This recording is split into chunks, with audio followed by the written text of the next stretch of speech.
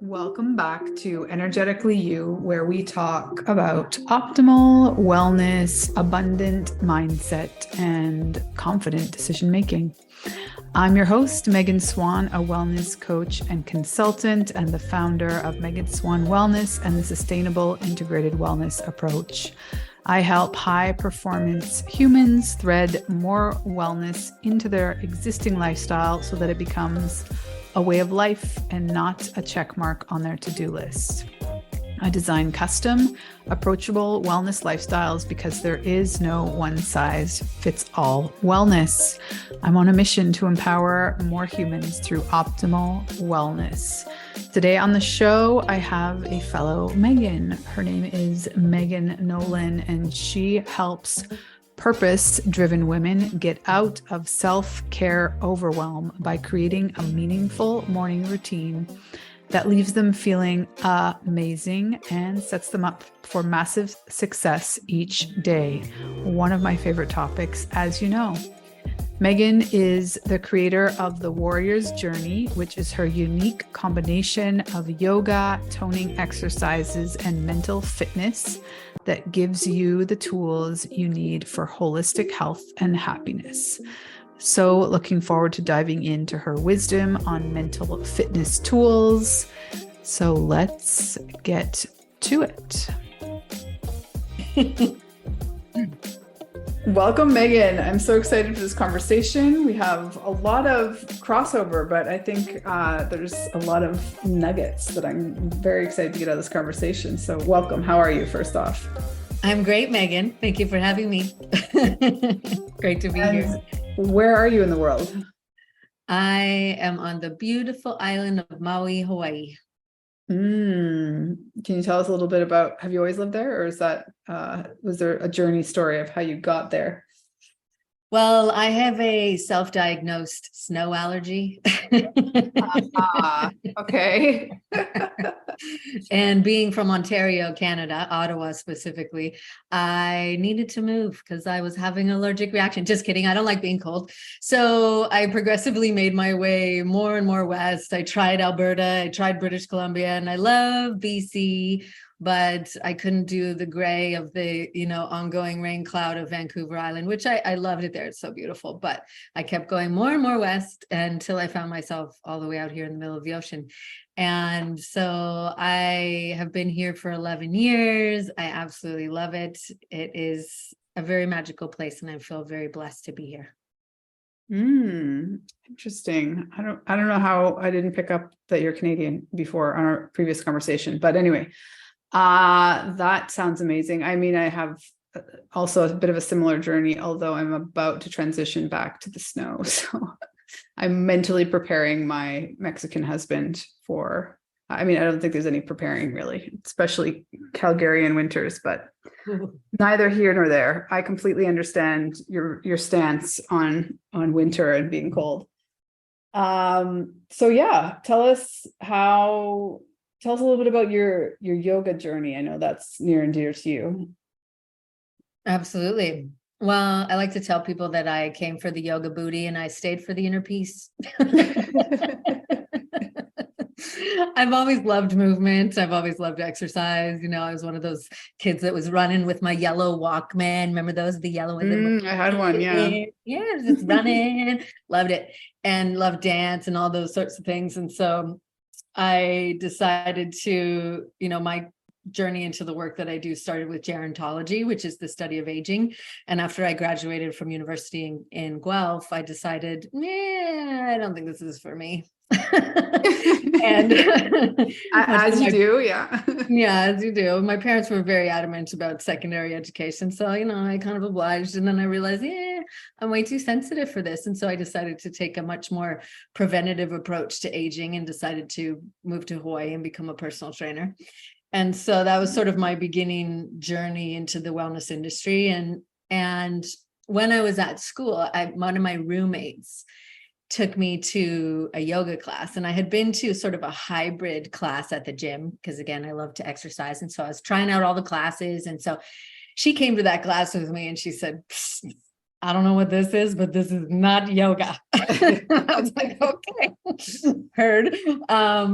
Take me to a class. And her mom was actually a yoga instructor. So she took me to a class. And admittedly, at first, I was a little bit intrigued, very challenged by it in more ways than one, as many people are when they first start to realize how actually quite challenging it is physically and mentally. And so I decided, after a few years of being a personal trainer, to complement that work with yoga instruction. So I became a yoga instructor about 15 years ago-ish. I got to get the calculator to be accurate, but approximately around that time. I had already been practicing for 15 years at that time, or sorry, 5 years at that time. Hello, I'm in some sort of time warp. Practicing for 5 years, and then I got certified. And so for me, it was a really beautiful complement to exercise, because there's a lot of stillness that comes. And that was, to me, what was challenging at first, but then ultimately very beneficial.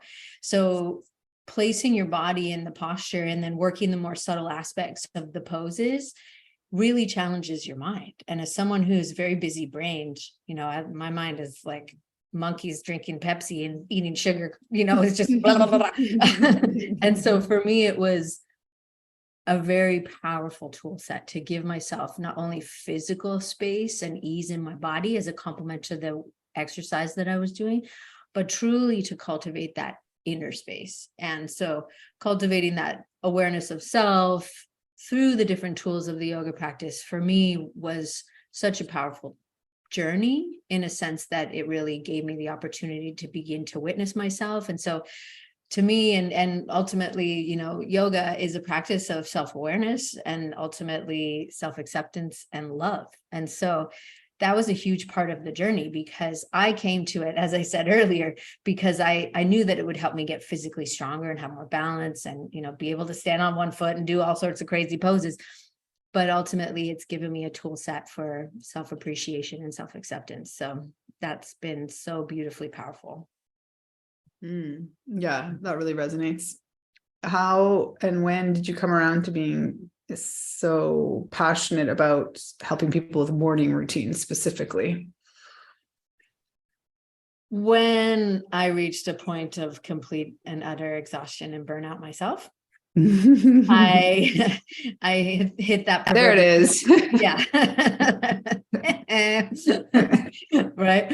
And so I hit the proverbial wall, if you will. And at that time, my yoga practice was literally me just laying there on the yoga mat and crying, because I had no other energy or drive or anything to give to myself. And I realized this is not sustainable, nor is it enjoyable. And it's definitely not what I'm advocating other people do. And so there was a whole inner conflict and dialogue about, how can you even call yourself a personal trainer? You don't even exercise, you don't do yoga, blah, blah, blah, blah, blah, all the squawking that happens internally.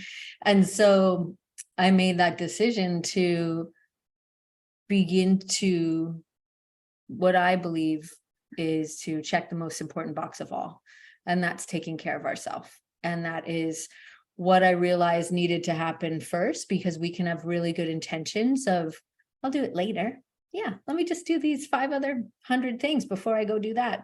Yeah, I'll do that. No, it doesn't really ever happen. You can have beautiful intentions, but I believe that when you give yourself that window of time, and that window of time can be variable and is variable for each person. And depending on your energy, depending on, if you have little people in your life or commitments of the day, it can literally just be a glimpse of time, or you can stretch it out longer. But that intentional moment for yourself is sending a powerful message to the universe that you value yourself, that you value your health, that you value your time, and giving yourself some well-deserved love and attention is so important, because we can't give everything to everyone else and give nothing to ourselves.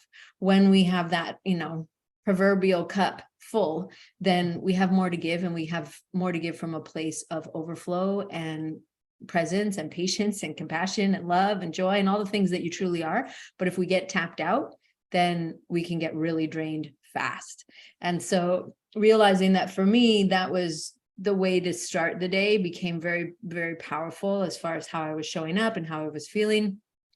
So I started to really lean into that for other people, because when you have a lot of passion for what you do, it can be really easy to just grab your phone and go to TikTok and Instagram and what's happening here, and get into that like frantic, frazzled state rather quickly. Whereas when you have that intentional moment of time for your meaningful morning routine, it truly does set the tone and the intention for the entire day. Yeah, I found it to be extremely powerful and arguably life-changing. So before I want to pick your brain about mental fitness techniques and tools, but can you take us back a little bit to the moment, and it's probably multiple moments, but were you more physically burnt out from serving other people first, or what was going on that, like, can you pinpoint the place where you fell out of alignment with your passion? It was, I'd say, burnout on all fronts, of being so completely exhausted that I was running on well past empty, mostly on caffeine and sugar, to the point where I was barely sleeping, even though I was exhausted. So I'd wake up already in that sort of panicky, frantic state. And then having, I think there's a bunch of factors, being very purpose driven and wanting to serve and being an oldest child, and who knows all the factors, but I've always been a yes person. Oh yeah, sure, I can do that. Yeah, I'll do that too. No problem. Yeah, of course. Yeah, why not? And then getting to the point where I was saying yes to so many things internally, I was getting resentful for not only towards myself. Why did I say that? I really don't have time, like the whole game. And also to, people that I had said yes to. How can they ask this of me? And so there was no boundaries. There was absolutely no boundaries. And that's my own doing. And so emotionally, I literally felt as though at any given second, I was walking the line between somebody saying the wrong thing and somebody saying the exact right thing. And I would either go down the road of complete meltdown into a puddle of tears and literally losing it, or going the opposite way and like having a blowout and like losing it and just, and so it was a fine line because I was so tapped out. And so I would say it was literally on every level. And it was, I think, more so than one moment, but it was cumulative, of weeks and months of that, maybe even years, who knows, but at least months. And really getting to that point of complete and utter exhaustion of, I can't do this. And I don't know if I have it in me anymore. And I don't know if I need to give up and go get a job, because I don't know if I'm cut out for this. Which we maybe have all have had that thought at some point, but I literally was just like, flat out at that point. Yeah. So can you tell us a little bit how you work with people to help them develop their own morning routine? Is it kind of like a menu, or how do you present it? It is more of a menu, because I believe that we want to have options based on the time that you have available, based on your energy, based on your needs, based on your own schedule for that day. So what I like to help people do is to create a few different options so that, when they have that 10-minute window, here's what you do. When you have 30 minutes, here you go. If you have an hour, this is where it's all lined up for you. Because as women, and as men as well, and as all humans, we have varying energy levels and based on how we sleep and all of that. So having the tools to customize it. But for me, it's really always built around 3 key elements. And the first is expanding your vision. And so that is where we begin with the end in mind, of tapping into what your goals are for yourself and how you can show up in order to achieve them. And so really leaning into that and living into that now by cultivating that connection. So whether that's for you is meditation or visualization or gratitude or affirmations. So it really is helping people select what aligns to their spirit and what feels good to them, because I don't think there's anyone hard and fast, this is the ultimate morning routine. Absolutely not. I don't think that fits for anything. And so giving people options. So that's the first element, expanding your vision. And who is that you that has already crossed the finish line? How can you begin to embody that version of yourself now? And the second element is where we bring in your body, because you have one. And sometimes when we're so up here and we're so in the go, we forget that you have a body that requires love and attention, right? We all, like you plug in your phone periodically and you take your car to the mechanic and you do all those things. And so how can we begin to make a ritual and a routine around that? And then again, that can be with yoga, it can be with exercise, dancing, whatever lights you up in a way that allows you to tap into and experience the energy of that fullest version, the most vibrant, aligned, radiant version of yourself today. So that's the second element, is to experience that now. Because when you walk into a room, when you go live on Facebook, or you go, you hit join meeting or whatever it is, the energy that you exude impacts everything that you do. So when you are intentional about connecting to that expanded and vibrant energy within yourself in your morning, then that ripples into everything that you do in so many beautiful ways. So carrying yourself in that strong posture, that's very powerful. And then finally, when you're in that embodied place, when you're in that empowered place, then we decide, what are 3 little action steps that you can take today? And you can begin to exhale it into your life and literally bring it to life with your intention and with your aligned action. So it's a powerful tool set that you can take in a variety of different ways, depending on what your body needs. But I believe that those are 3 core elements for a meaningful morning routine to help people to create one for themselves. Beautiful. Totally agree with everything you just said. Can you talk a little bit about mental fitness and how you define that, and maybe give us some examples of tools that you recommend? Absolutely. So we're all very familiar with physical fitness, right? So the exercise, the gym, the whatever, the bicep curls and all the squats and all the things. And so we have physical muscles that we are very intentional about keeping strong.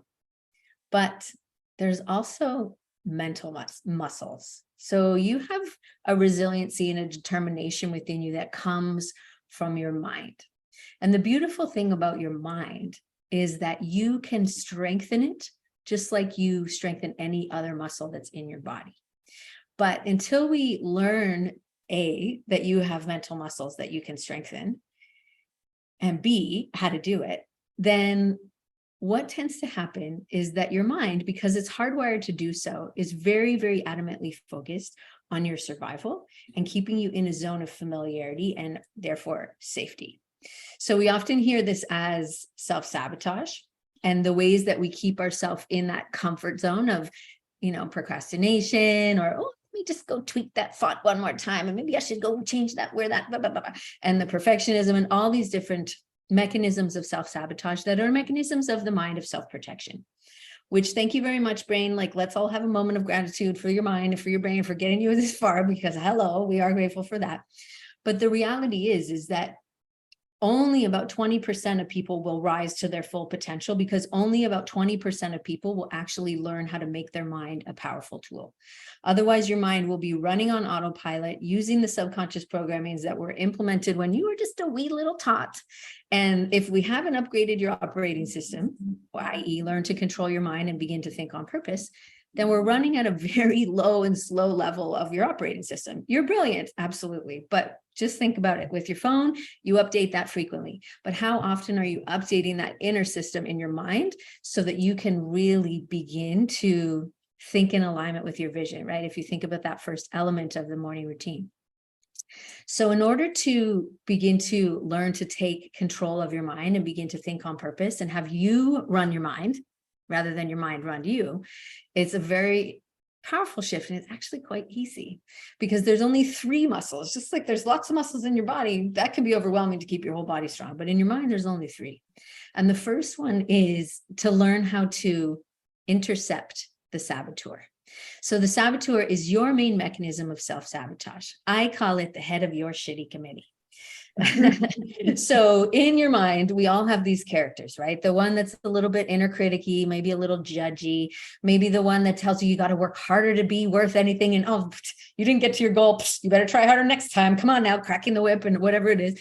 So we begin to recognize that collection of characters, because we all have a few, right? And so when we can begin to recognize who that is, that's kind of right now is running the show, we can learn to witness them and intercept them and just press pause, because otherwise they will take us into that spiral of avoidance or perfectionism or what have you, but typically resulting in a negative emotional state of you got to do better next time, or causing some sort of stress in your body and in your life that will cause you to kind of freeze up where you are. So first mental muscle is to witness that and begin to intercept, right? Because that chatter that's happening, they mostly just talk a lot of shit. They kind of make you feel like crap and they don't really do much. So we want to learn to recognize that, one.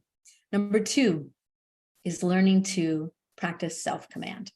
So that means really literally taking control of your mind and focusing it. I kind of equate it to when you're training a puppy. So when you train a puppy, you ask it to sit, right? You tell it to sit, and then you walk back a little bit, and then you're like getting ready to train it to come, and it starts to follow you. So what we're doing here with the mind is we're giving it something to do, and we keep checking on it.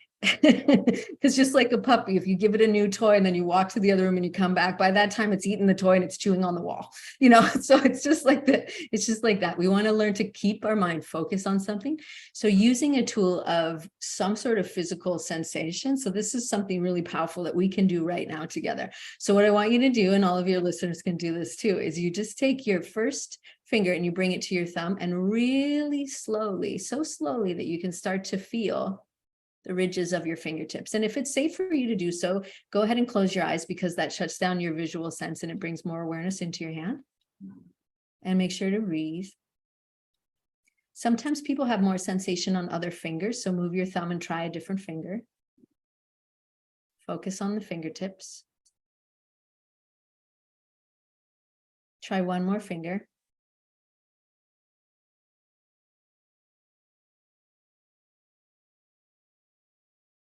And then let's bring all of your fingertips together, only if it's safe for you to do so. Bring all of your fingertips together and just like lightly rub the palm. And you'll probably get a lot more sensation as you rub your hand up and down.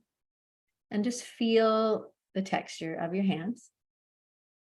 And then keep your eyes closed if it's safe for you to do so. Let your arms come down and take a big deep breath. And then notice your inner state right now. Go ahead and open your eyes when you're ready. But what we're learning how to do there is to take command of your mind. And because it is the nature of our mind to think, it's normal for your mind to wander about 50% of the time. Approximately 80% of people that start meditating stop because the mind is so busy and it can deter us. And this is the saboteurs kind of having their way, keeping you in the zone of comfort and familiarity. So when you learn to recognize the saboteur and then begin to take control of your mind using a really simple tool like that, by rubbing your fingertips together, and you can do that super discreetly. Like you can be doing that listening to somebody talk. And what you're doing there is you are regulating your nervous system, because you are beginning to slow everything down. Your breath slows down. You begin to become very present. You're focusing your mind on something else beyond the blah, blah, blah, blah, blah chatter that was happening before. And when we calm and quiet your nervous system like that, we're shifting out of the more stressed active part of the brain called the amygdala, and we are shifting into your place of center and presence, which is a state of calm. And when you're in a state of calm, you shift into a higher functioning area of the brain called the prefrontal cortex, which is where your imagination, your insights, your creativity, your focus, your clarity, your memory, all the magic that is you is accessible in that part of your brain. Because when you're under stress, your brain is not focusing on creating the next masterpiece or finishing the best-selling novel. It's focusing on, we need to get out of here and we need to get out of here fast. And it doesn't even know what it's running away from, but it's running away from something, right? And so when you take command of the mind using a powerful tool just like that, or with the breath, or with sort of movement, or having a shower, whatever it is, to command the mind, it allows you to access your higher mind, which is the true wisdom within you, which is that part of your brain, the prefrontal cortex, often known as the higher self or the sage or the purposeful powerhouse version of you that has the answers, that will act and move from a place of confidence and clarity. So that is the mental fitness framework that's literally hands down probably changed my life and becomes a tool set that you can integrate into everything that you do. Love it. I'm curious, what's your take on this common, I don't know, social media argument that those who say they don't need to meditate or they can't, quote unquote, are the ones that really need to the most? Or in other words, do you believe that meditation is for everyone? That's a great point. Yes, I believe that there's many ways to achieve a state of calm. And ultimately, that's the goal of meditation, is to be able to train your mind to focus. And as such, in doing so, to experience that sense of calm.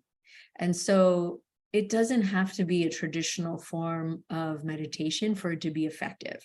And I believe that a lot of people, as I said earlier, 80% of people that try typically quit because of the noisy chatter of the mind, and because the saboteurs are recognizing that, oh, we're about to do something very expensive here. She's going to connect to her higher self. We better hold her still and tell her, she can't do this.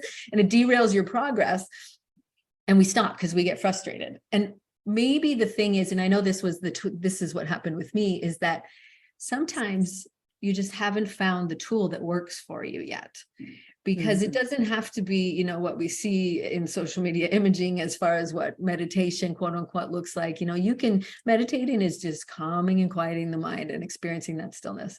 So I was having a rough go with it, and I tried, and I would get so frustrated. I'm like, literally, this is impossible. But the thing is that it's not that you're not going to think. It's just noticing that you're thinking and coming back to whatever it is you're using to quiet the mind. Like the puppy, right? Oh, it's chewing on the wall again. Okay, come back here, sit. Sit. And then eventually, it gets so relaxed, it falls asleep. And there's a whole course of issues, right, that happens when you try to meditate.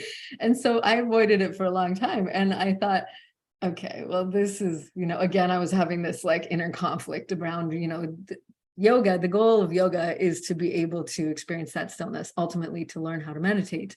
And I wasn't doing it. And I felt so out of alignment, totally out of integrity, until my grandmother developed Alzheimer's. And I got really scared, and I got totally freaked out. And then, of course, me being me, started doing all sorts of research around brain health and preventative measures and da.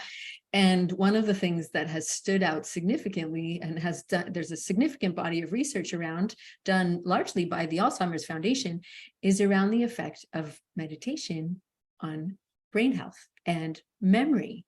And so I thought, okay, well, now's the time. We better get after it. We're going to start doing this, the great combination of cardio and calm and all the things. And so I went to my teacher and I said, I don't think I can meditate. I just don't think I can do it. And she said, well, maybe you haven't found your stick. Mm-hmm. And I thought, it's like classic yoga teacher answer. You haven't found Tragic and profound all at the same time. Yeah. Right? I know. And I'm like, no, clearly, I don't even know what you mean. No stick has been found. Like this perfect analogy with the puppy situation, right? And she said, okay, but here it is, Megan. Let me tell you what I'm talking about. In India, they use a lot of elephants for travel, and elephants are super smart animals, right? And think about it. When you see an elephant, you often see an elephant holding the tail of the elephant in front of it, or you see it holding a stick in its trunk, right? You see that image quite a bit. Mm-hmm. And so she said, they're very smart, they're very intelligent, but they use their trunk to pick things up, and they're curious. So in order for them to get where they need to go, their handlers usually give them a task and something to hold on to. And that might be the elephant's tail in front of it. And oftentimes, if we don't have an elephant in front, they give it a stick, because otherwise they're all over the place.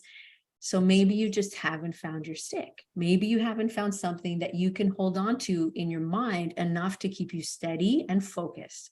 And so I thought, okay, that's a beautiful analogy, and our minds are very curious, right? And so there's a lot of different tools. Sometimes it can be simple like this. Sometimes, if you are of the busy brained variety, which many of your listeners may or may not be, you may find that you actually need to do multiple things at once in order to experience stillness. So, for example, there's a really powerful meditation, and this is the one that's researched by the Alzheimer's Foundation. So you can do it again with your fingers. So there's a finger movement. So we start with our thumbs against our first finger. So that's the first position. And then we go to the middle finger. That's the second position. Third position is the ring finger. And then the fourth position is the pinky. Okay, so you're going to move your thumb. So let's do it together. We'll start at the first one. So start with your pointer finger.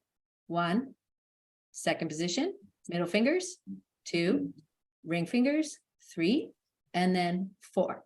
Now, what we're going to say together are the words sa, Sa, ta, ta, na, na, ma. ma. So when you say the words, you move your thumbs to the next finger. So you're repeating this sa, S-A-T-A-N-A-M-A, as you go through the movements. Let's try it together. Ready? Sa, ta, na, ma. Again. Sa, ta, na, ma. Okay, so you're getting really good at it. Now we're going to say it mentally. And as you repeat it mentally, throughout one duration of it, you're going to breathe in. And then the next time you say it all the way through, you're going to breathe out. So it'll be like this. Let's try again. So ready? We're going to say it internally. And we breathe in. Sa. Say it again. Breathe out for the whole time. Breathe in. Say it again. Breathe out. One more time. Remember, like a puppy, you got to keep trying.